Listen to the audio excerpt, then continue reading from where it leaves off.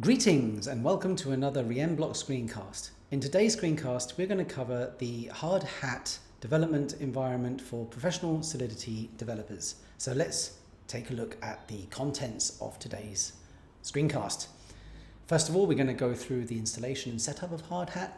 Then we'll dive into the Hardhat runtime environment, or the HRE. I'll also introduce a plugin that I use in VS Code for Solidity smart contract development, which a lot of people have asked me about, so I thought I'd just quickly introduce it here and share with you a link. Then we go into the configuration options for Hardhat, networking options, how to write and run tests using Hardhat, and finally, we look at the tasks that come installed with Hardhat and how to add your own custom tasks. So over to the Hardhat website here, you can see that it describes itself as being flexible, extensible, and fast. And one of the things I really like about Hardhat is the fact that it takes a debugging first approach. It really does help immensely with the debugging of a smart contract and really diving deep into what is going on with really detailed and very useful stack traces. It also provides this console smart contract for console log. It's incredibly familiar for JavaScript developers. The API is essentially the same, and you can log out variables during the execution of a smart contract, which is incredibly useful. Hardhat is also extremely flexible, and you can write your own plugins and use plugins provided by the Hardhat team as well as by the community. Also, Hardhat has the concept of tasks, which are small scripts, if you like, that will do some repeatable task, which we can look at during the today's demo. Things like outputting all the accounts and their balances, as well as maybe doing migrations and so on and so forth. So these are really useful things that become part of the Hardhat application. So over here, I've got a completely empty terminal window, and I'm in a folder that we're going to build a demo app that we're going to test Hardhat with. So the first thing is I want to share with you my version of npm. So if I type npm version, you'll see that I'm running 8.3.2. Now, by the way, if you want to install the latest version of npm, then you can run npm install -g npm at latest, and that will install the latest version of npm. Now, 8.3.2 happens to be the latest version of npm at the time of recording this video. So what I will do now is I will set up a new project. So the way to do that is you run npm init-y, and this will basically create a project, if you like, an npm project in the form of a package.json file. So if we take a look at that package.json file, you can see that it's just a standard npm package.json file, and because I passed in the y flag, we got all the defaults in here, which is fine for our purpose right now. So the next thing I want to do is clear out the screen here, and I want to install Hardhat. Before I do, though, I'm going to show you a little useful command in npm that allows you to view the details of any package on the npm server. So if you type npm view Hardhat, you will, if I type Hardhat correctly, of course, Hardhat, you will see details about the Hardhat package inside npm. And this is really, really useful. I use this command a lot. But in this case, I just wanted to see what is the latest version of Hardhat. But you can also, of course, see the dependencies that will be installed along with it. Anyway, I know that I want to install this, so I'm going to run npm i-d for dev dependencies Hardhat. And this will install Hardhat inside the project that I've just created as a dev dependency.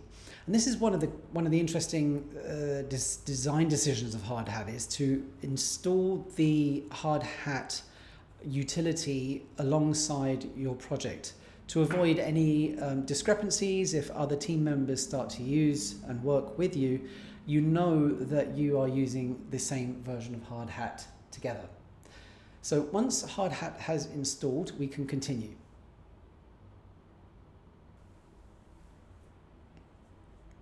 Okay, awesome. So Hardhat is now installed.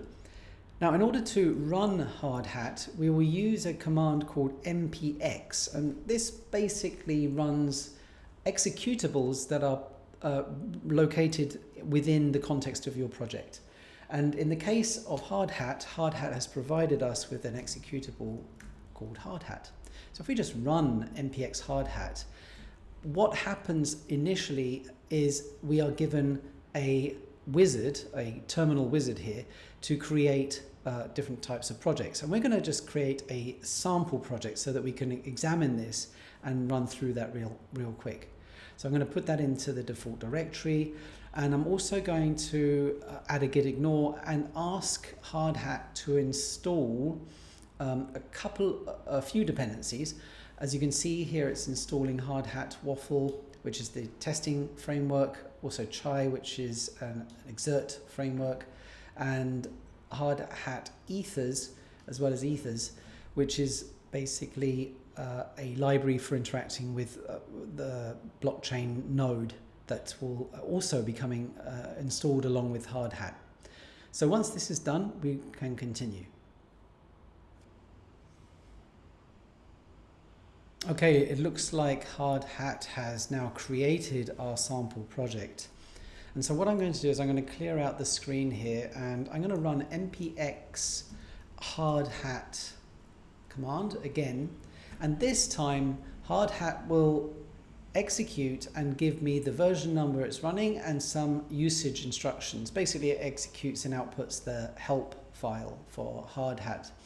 And this is useful and interesting. It does this because it knows that there is now a Hardhat project in this folder, because if we check the contents of the folder, you can see that we have some files and folders in there, namely Hardhat noticed that there's a hardhat config.js, so that's why Hardhat gave us that help file.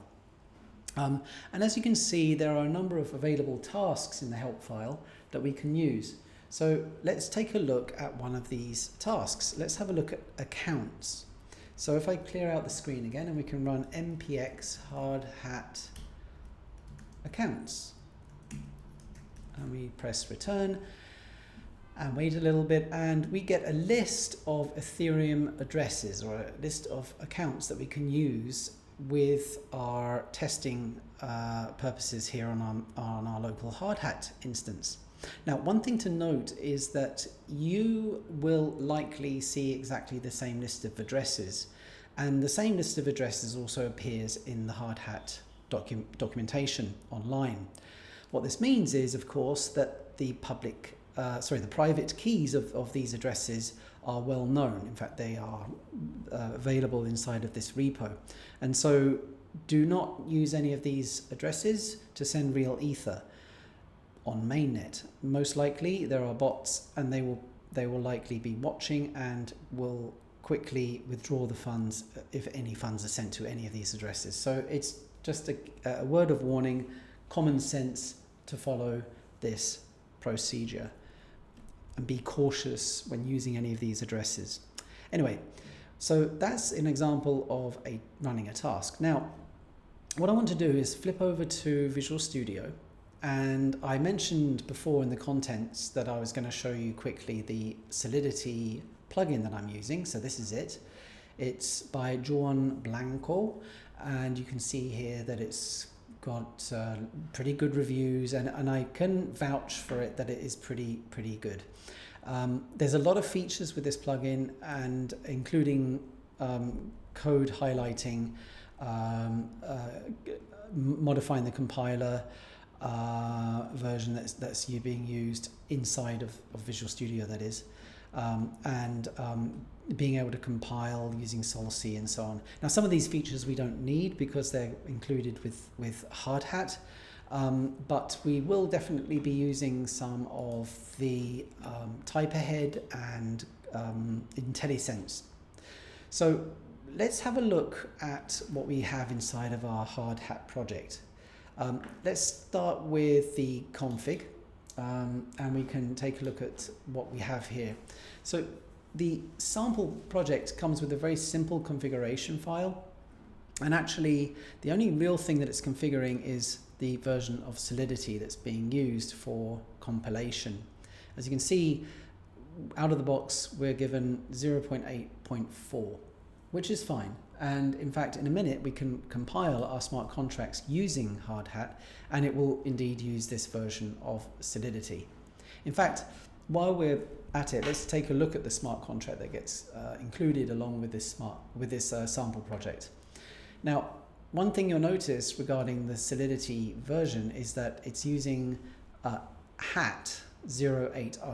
And if you're not aware, what this basically means is it's telling the compiler to use version 0.8.0 and not lower than that, all the way up to 0.8.n, so the highest version in this part here, in the lowest part, and that will basically work with the compiler that we have here. So in other words, because of this pragma statement here, this matches with this Solidity compiler version that we're using here. So in fact, what I can do is I can open up a terminal window inside of Visual Studio here, and I can run npx hardhat compile, and this will compile the smart contract inside of this project. And as you can see, it said it's compiling two files with version 0.8.4, and you notice as well that it created this artifacts directory, and you can see here that in the contracts there is a greeter.json, and this is basically our ABI file, and contracts bytecode is included here as well. So this is what the compiler generates for us, and we are able to then use this to deploy to a network. So we would deploy the bytecode to a network of our choice. So what about if we wanted to, say, use a different version of Solidity? Well, I mentioned earlier that the min version here, the number that goes here, can be increased to any number that is the current latest, and it will still be picked up by this pragma statement. So let's try 0.8.11, which happens to be the latest version of the Solidity compiler at the time of writing.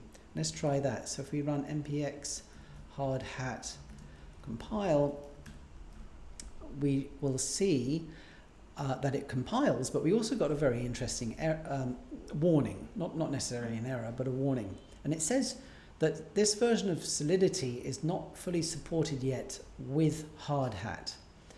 And so it means that we can still compile our smart contracts, but Hardhat is suggesting that we don't use this version. So if we open up the support page that it links to here, we go back to the browser, and we'll just open that up here, we'll be able to see what are the versions of Solidity that we can use. And if we want to use 0.8x, then we're okay to go up to 0.8.9. So that, if we don't want this warning, is the highest version of the compiler we can use. So let's change that to the version 0.8.9, come back down here, clear that out and run the compile again. This time it will compile with 0.8.9, but without any warnings. So that's a pretty straightforward way of being able to modify and upgrade the version of Solidity that you're using with Hardhat. And the other thing to note, and this is just to show you what happens if you don't have a match and the compiler can't be found.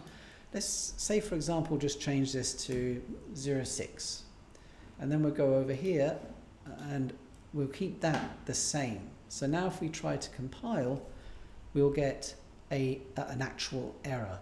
And I'm just showing you this so that you're aware of what happens if you have a situation where you have a smart contract that has a pragma statement that doesn't match the available Solidity that you have, the Solidity compiler version that is, that you have in your configuration. So you get an error such as this saying that the version pragma statement in these files doesn't match any of the configured compilers. Now, there's two choices you've got here. You can either bump this down to 0.6, or of course you can, if you're able to, just change this back to or bump this up to the one that you want to use. Additionally, if you dig deeper into the docs, you'll realize, and you can see that Hardhat, I should say, supports multiple Solidity compilers side by side. So you can have different smart contracts that have different Solidity compiler versions requested and required in their pragma statements, and they can all be compiled by using multiple versions inside of your configuration. Now, I'm not going to go into that into too much detail, but that will be something that you can check out in your own time. So once you've compiled your smart contracts, the next logical step really during the development process is to test your smart contracts.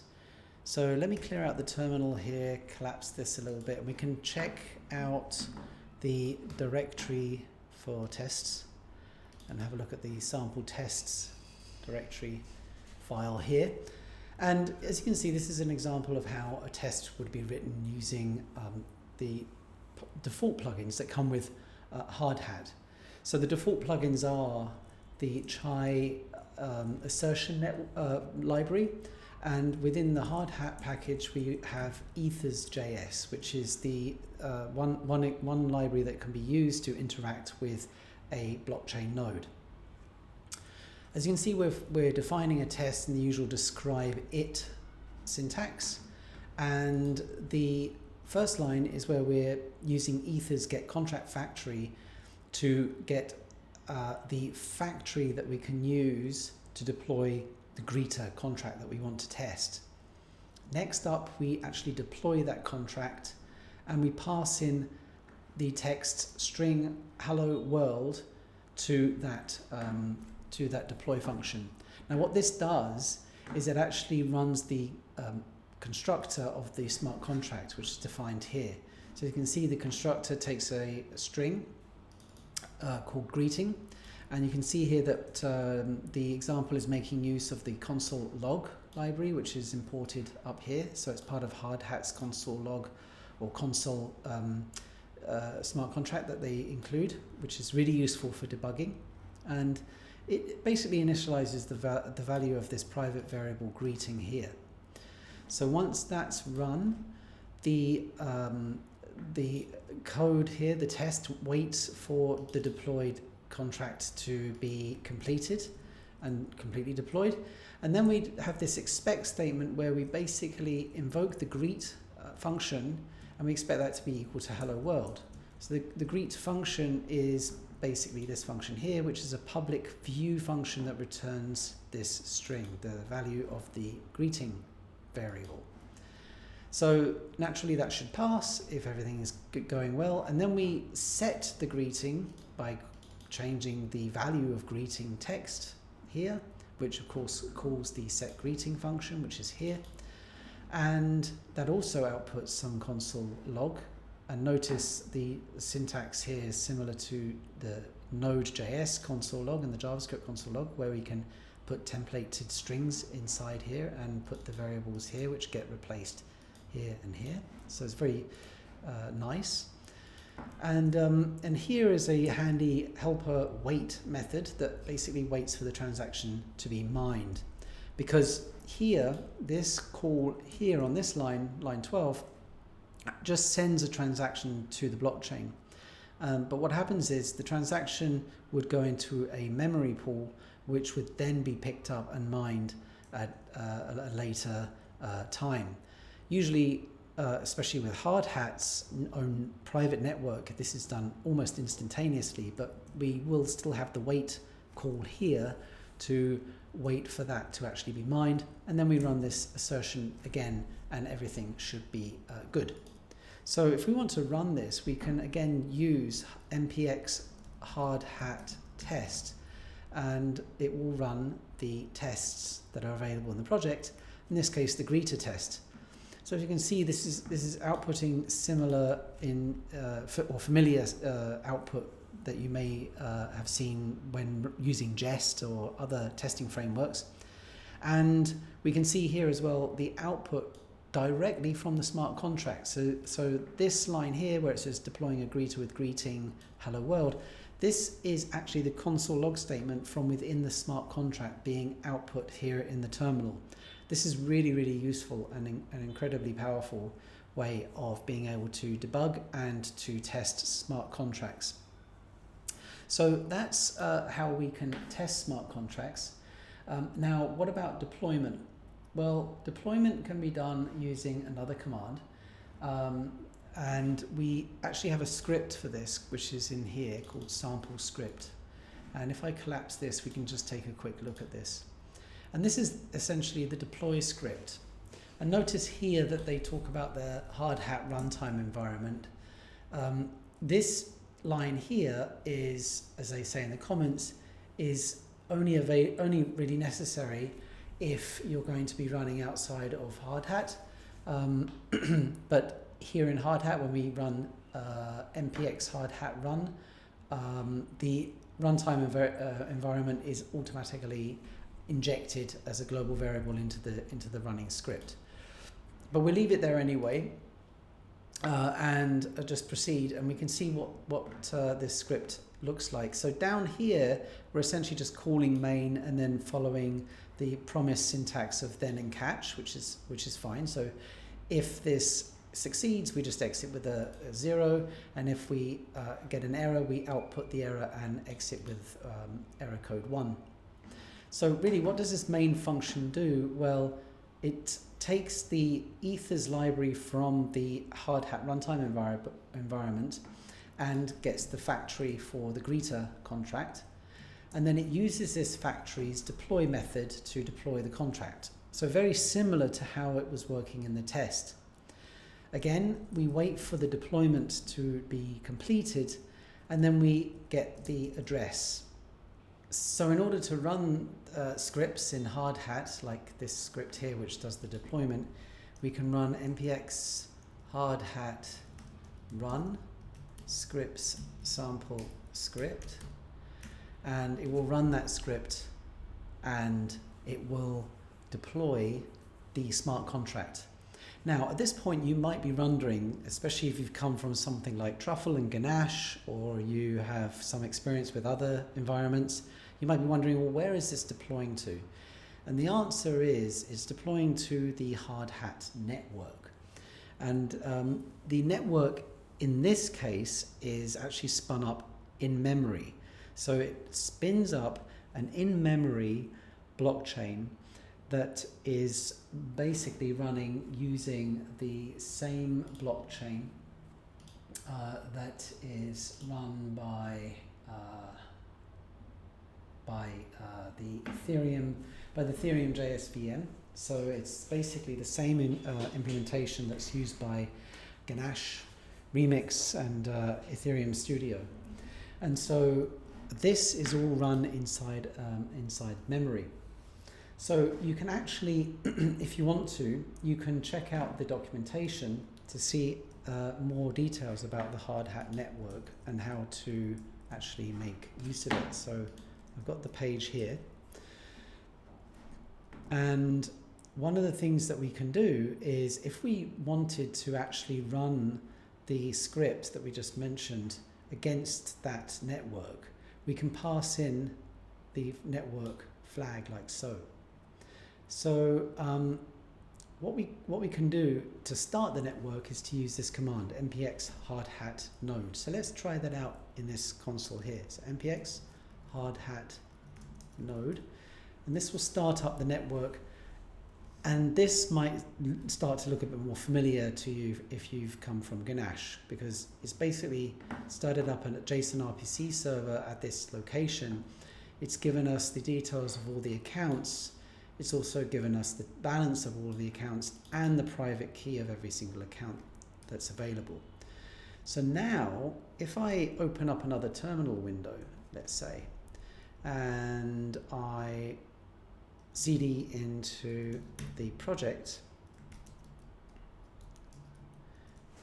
So now that we have this network running here that's connected, that's basically available at this address, if we want to deploy our smart contracts to this network, we can run npx hardhat run, and then we pass the network flag localhost, and then we can pass the script that we want to run, and it should deploy to that network. And so if we go back up to this console window, you can see here different RPC functions being called here, and then the output of the contract and the contract address, as well as details of the transaction ID, who it was from, the gas used, the amount of Ethereum sent, and so on. There's also console log output, which is, again, very useful for debugging and checking that things are working as expected. So that is a different way of running Hardhat Network. Now, the useful thing about the default way, the in-memory way, is that it allows you to very quickly get up and running and compile and run tests on your smart contracts without having to run a separate network. So with Hardhat, you don't need to explicitly start up a Ganache node or a Geth node like you might have to do in other environments, so that's a really great thing. But if you do need a separate node, then this is how you do it, as I showed earlier. You just run npx hardhat node, and then you can connect to it. And of course, because it's a server that's exposed here, you can now use that address and connect to it using MetaMask, and you can import your addresses using these private keys and interact with this node using MetaMask to do some additional testing. But as I mentioned earlier, please remember to be careful when you import these accounts into MetaMask, because they're publicly known, publicly exposed private keys, if you like, so don't use them in mainnet. All right, now one other thing I want to show at this point is, again, if we look at Hardhat help that gets written as by default, we can see some available tasks. And we already had a look at running a few of those, but how about we create our own custom task? So let's try that. So what we're going to do now is we're going to create a task that basically prints the balances of all of our smart contracts. And so the first thing we need to do prints the balances of all of our accounts. The first thing that we're going to do is install a dev dependency called Hardhat Web 3 and Web 3. This is because in this task, we're going to be using the Web3.js library here, the one that's provided by Hardhat, to interact with the blockchain and output balances for us.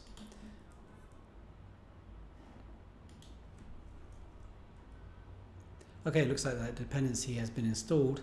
So let's move over to the Visual Studio Code, and what we're going to do is we're going to add the new task directly in here. So the first thing I'm going to do is I'm going to require the Hardhat Web 3 library that we just installed there. And then I'm going to add the task down here. And I'm going to write the task in a slightly different way to the one above, just slightly different syntax. We're going to make more use of the task API to do this. So the first thing we're going to do is create a task and give it a name. Then we're going to give it a description. So prints an account's balance. Okay. And then what we're going to do is I'm going to just save it, and I'm going to open up a terminal window, clear that out, and I'm going to run npx hardhat.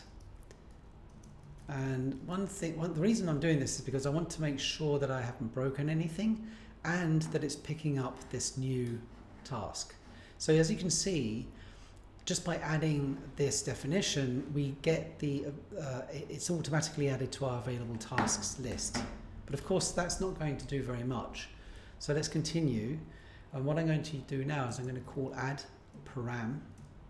So this is basically saying we can stipulate what parameters we want this task to accept. So we want it to accept a param called account, and we can give that a description, which is the account's address. And then we can call this function, another function called setAction. And the setAction takes a function, an asynchronous function, so we just say async. And the asynchronous function takes the task args as a parameter. And what we're going to do is we're going to write the body of the function as an arrow function here. So what I'm going to do is I'm going to create const account is equal to web3 utils to check some address. And I'm going to take the task args and I'm going to take the account property on that object, because that will be set because of this param requirement here. So we'll have this account is passed in and we change it to, or convert it to a checksum address. And then I'm going to create another const, which will be the balance. It will hold the balance for us. And what we're going to do is we're going to say a wait web3 ETH get balance, and we're going to pass in the account here. So this is a standard Web3 API call for getting balance, and it's an asynchronous function, so we need to have a wait there. And finally, I'm going to just console log the output of the balance, and I'm going to just convert that to Ether using Web3 utils from wait. I'm going to pass in the balance as the first parameter. That should be capital W here. And I'm just going to say ETH. That's what we're looking at here. So I'm basically converting the returned balance, which will be the balance of the account in way, and I'm using this utils to convert it back to ETH. Okay, so let's go down to the console here and see what happens. If we run npx hardhat, we can still see the balance task is here. So let's try this out now. We can run npx hardhat accounts. I think that was a task that we get a list of accounts.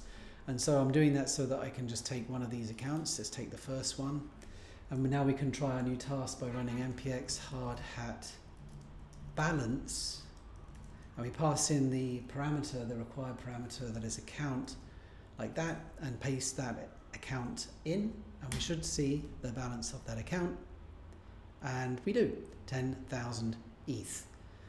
So that has basically run our custom task here called balance, taken in the account, applying that to the task arguments as a property, which we then convert to a checksum address and get the balance and output. So that's how we can create a custom task in Hardhat.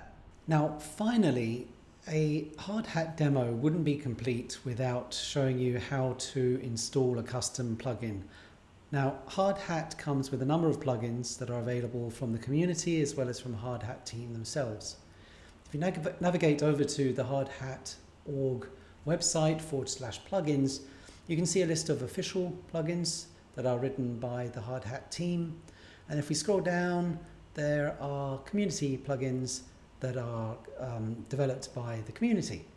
So I'm going to pick one here from the community called Solidity Coverage. If we click on that, it takes us to the npm site for that package. And as you can see, it's pretty straightforward. We can just install it using this command here, npm install save-dev. So we can see that it's basically a dev dependency. And then you can see also that it works with Truffle and Hardhat. So if you're using Truffle, we'd have to do this kind of configuration here for plugins with Truffle. And with Hardhat, we just simply add a require statement to our Truffle, to our Hardhat config. Okay, so let's copy and paste this npm install command. Head on back over to our terminal here. Let's paste that in there and run that. So that's going to install as a dev dependency this Solidity Coverage plugin. Now, while that's running, I can add the require statement to the Hardhat config at the top here. So the require statement is basically just require, and it is solidity coverage. Okay, so that's done now, and then to run it, we just run npx hardhat coverage, and it should give us a test coverage report for our smart contracts that we've written tests for. And as you can see, it is 100% covered because it's a very straightforward smart contract and there are tests covering every single part of that smart contract. So that's it. That's how you can add a custom plugin to Hardhat. The last thing I want to show you in this introduction to Hardhat screencast is quickly how you can spin up a Hardhat console and use ethers.js to interact with the available accounts and with the available deployed smart contracts. So the first thing I'm going to do up in this top console window here is start up a Hardhat node. I'm doing this so that we can see the interaction of the console with the node, as well as check out the accounts that we have available. So once that's done, I'm going to then run the script that deploys deploys our smart contract. So if you remember, that is npx hardhat run scripts sample scripts, and then we're going to specify the network as being local host so that it will deploy to this network here. So as you can see, we got an output saying that it's been deployed to this address. And if we check the output above, you can see the contract address matches that of the output. Now we're going to start a console, and again, we're going to pass the network flag so that we connect to this network. So I'm going to type npx hardhat console -- network localhost, and that will connect to this network. Now the console is injected with global variables that help us to get started immediately. So one of those is ethers. So the ethers library allows us to get things like the signers and interact with the blockchain. So I'm going to declare a variable called account, and I'm going to set that to what the ethers library returns as the signer. So with that done, if I check, the account is now a variable that is set with an address. So it's one of the addresses that we have available in our network. So if we scroll up, it should be the first address, I believe. Yeah, F39FD6. So we can now use that account as well if we want to in our library. Now, how can we get an instance of this greeter? Well, ethers also includes a helper function for this. So let's set a local variable called greeter, where we can store the instance of the contract, and we're going to use ethers get contract at function, and this takes two parameters. One is the name of the contract, which is greeter, so that's the actual contract name, and the second parameter is the address where it's been deployed to, which we can copy and paste like so. And now we are able to interact with the greeter contract in our terminal here. So let's scroll down, let's give it a bit of space here, and let's type greeter and then call the greet function on the smart contract, and we will use a wait here so that we get the response back in the terminal. As you can see, we get hello Hardhat, and we get the output in our node at the top here, so we can see who called that function, which is the signer address, and the address of the contract that it was sent to, and the function that was called. Now, if we send a parameter to that function which is not correct, then we'll get an error, and that error will be output in the console, and it's pretty clear: too many arguments passed to the contract. We also get a reason down here as well. So that's what it looks like if we create a function or call a function that errors out in our terminal. Now that was a very brief introduction on how to use the terminal. You can exit out of it like this, and of course you can stop the node like that up there. So that is the end of our demo for working with Hardhat. I hope you enjoyed that, and please check out the Hardhat website here, hardhat.org. And if you want to subscribe to my channel, VMBlock, please do. And I look forward to seeing you in the next screencast. So for now, take care and thank you very much.